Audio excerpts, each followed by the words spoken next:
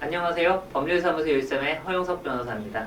오늘은 상가 권리금 분쟁 시 주요 쟁점 중 하나인 갱신요구기간 도과 후 권리금 회수기의 보호 여부에 관한 대법원 판례에 관하여 살펴보도록 하겠습니다. 상가임대차보호법 제10조의 4는 상가 임차인의 권리금 회수 기회를 보호하고 있습니다. 또한 같은 법 제10조 제2항은 임차인의 계약갱신 요구권의 기간을 10년으로 제한하고 있습니다. 이때 계약갱신 요구권 기간 10년이 경과한 후에도 임차인의 권리금 회수 기회가 보호되는지가 문제됩니다. 이에 관하여 대법원 판례는 아래와 같은 이유로 계약갱신 요구 기간이 도과하여 임차인이 계약갱신 요구를 할 수 없다고 하더라도 상가임대차보호법 제10조의 4에 따라 권리금 회수 기회를 보호받을 수 있다고 판시하였습니다. 이에 관한 판례의 태도를 살펴보자면 구상가건물 임대차보호법 제10조 2항에 따라 최초의 임대차 기간을 포함한 전체 임대차 기간이 5년을 초과하여 당시 상가건물 임대차보호법에 따를 때 갱신기간 요구권 행사기간은 5년이었습니다. 5년을 초과하여 임차인이 계약갱신 요구권을 행사할 수 없는 경우에도 임대인이 같은 법 제10조의 4 제1항에 따른 권리금 회수기의 보호 의무를 부담하는지 여부에 관하여 판례는 적극 태도를 취하고 있습니다. 즉, 계약갱신 요구권을 행사할 수 없다고 하더라도 임차인은 권리금 회수기의 보호를 받을 수 있다라는 입장인데요. 사안을 보면 갑이 을과 상가 임대차 계약을 체결한 다음 상가를 인도받아 음식점을 운영하면서 이에 걸쳐 계약을 갱신하였고 최종 임대차 기간이 만료되기 전 병과 권리금 계약을 체결한 후 을에게 병과 새로운 임대차 계약을 체결해 줄 것을 요청하였으나 즉 임대인이 노후화된 건물을 재건축하거나 대수선할 계획을 가지고 있다는 등의 이유로 임차인과 그 새로운 임차인의 임대차 계약 체결에 응하지 아니한 사안입니다. 여기서 갑이 병, 이전 임차인이 새로운 임차인과 권리금 계약을 체결할 당시 더 이상 임대차 계약을 갱신을 요구할 수 없었던 상황이었으므로 을이 권리금 회수기의 보호물을 부담하지 않는다고 본 원심 판단에 법리 오해의 잘못이 있다라고 판단을 하였습니다. 즉, 계약갱신을 요구할 수 없는 임차인이라고 하더라도 권리금 회수기에는 보호하여야 한다는 것인데요.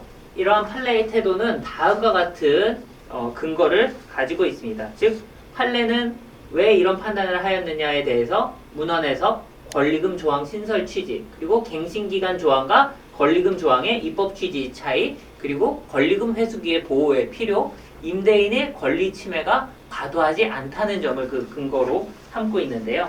하나하나 보자면 첫 번째 이유는 문헌 해석입니다. 즉, 계약갱신 기간이 도과하였다고 하더라도 상가임대차보호법 제10조의 4에 따른 요건을 갖추었다면 권리금 회수기의 보호를 받을 수 있다고 보는 것이 문헌 해석에 충실한 해석이라는 것입니다. 두 번째 이유는 권리금 조항의 신설 취지인데요. 즉, 권리금 관련 조항이 신설된 이유가 임차인이 투자한 비용, 영업활동으로 형성된 지명도 등 이익이 갱신기간 후 임대인의 갱신 거절로부터 침해되는 것을 보호하기 위함이었다라는 것입니다. 세 번째 이유는 갱신기간 조항과 권리금 조항의 입법 취지의 차이입니다.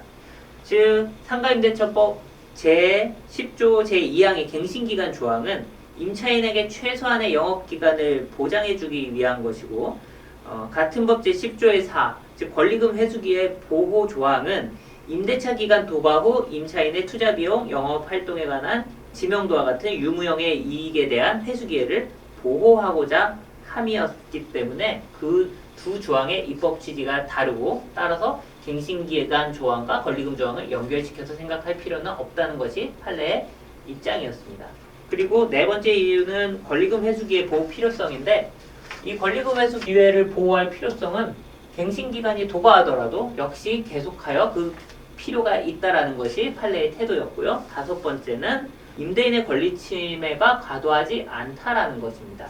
즉, 법 제10조의 4 제2항 1호부터 제3호는 임대인이 그 권리금 회수기의 보호에 관해서 거부할 수 있는 사유들을 규정하고 있습니다. 따라서 그러한 규정 등에 따를 때 임대인은 이 권리금 회수기의 보호 조항과 관련해서 권리 침해를 받지 않도록 하는 이러한 예외 규정을 다 가지고 있기 때문에 갱신기간이 도과한 경우에 권리금 회수기의 보호조항을 적용을 한다고 하더라도 임대인의 권리 침해가 과도하지 않다라는 것이 판례의 입장이었습니다.